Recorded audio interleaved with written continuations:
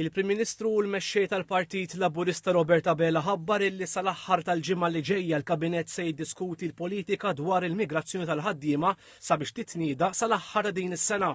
F'ħażebbuġ li Prim Ministru għal din il-policy ħindirizza tħassib tan-nies dwar l-ħaddiema barranin, spjega li din il-polizzija toħloq bilanċ bejn tkabbir ekonomiku li l-pajjiż ma jkunx mob biżejjed bil-ħaddiema barranin. Għamilha ċara li f'Malta jdu jiħtlu biss ħaddiema illi għandu bżonn is-suq tax-xogħol.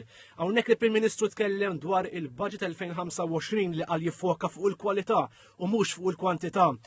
Spjegaj diskussjoni m'għandix titkellem biss fuq it-tkabbir ekonomiku iżda fuq l-iżvilupp ekonomiku li jiffoka fuq il-kwalità tal-ħajja fis-setturi kollha, mis-saħħa u l-ambjent għall-edukazzjoni u l-infrastruttura. Irrefera għal-lik ta' dokumenta qabel il-budget tal-Partit Nazzjonalista u li qal fihem miktub li l-oppożizzjoni trid iżid l-impjiegi fis-settur tas-servizzi finanzjarji għal 15,000 fi 8 snin. Dr. Abela qal l-oppożizzjoni ma tafx qed tgħid għax sallum dan is-settur diġà jħaddem iktar minn 18,000 ruħ. Semma s-settur marittimu bħala qasam ta' kwalità u li qal il-Gvern impenjat li juża l-iprem siti marittimi fil-pajjiż biex l-industrija marittima tkun moqdija sew anki bit-tfassil ta' master plan. Wara l-femmen il-nuqqasijiet fid-dokumenta qabel il-budget tal-oppożizzjoni juru id-differenza bejn il-Partit Laburista u l-Partit Nazzjonalista. Dr. Abela sejjaħ bħala tad-daħk il-kummenti tan-nies l-oppożizzjoni stess li għaddew dwar diversi miżuri tal-Partit Nazzjonalista.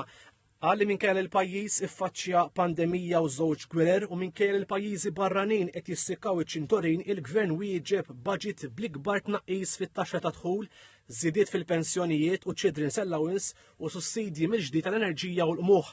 Dr. Abela qal li l-oppożizzjoni hija mifruda iktar minn qatt qabel, b'kuntrast ma' gvern li ppreżenta budget viżjoni iffukat fuq il-kwalità u l-interessi tal-poplu. Tenna li l-enfasi tal-gvern se tkun fuq il-kwalità biex flimkien mal-poplu tkompli tissaħħaħ il-kwalità ta' ħajja aħjar għal ġid ta' kulħadd. Tkellem ukoll dwar is-smigħ ta' Glenn Mikallef bħala l-Kummissar nominat ta' Malta u qal għalkemm l-Oppożizzjoni pruvat iċċekknu wara żgħir u m'għandux esperjenza politika, għamel ġieħ lil Malta fil-Parlament Ewropew, portafolli li għandu budget ta' iktar minn 13 biljun euro. Il-Prim Ministru qal li b'kuntrast mal-Gvern l-Oppożizzjoni mhux vera temmen fiż-żgħażagħ u l-potenzjal tagħhom.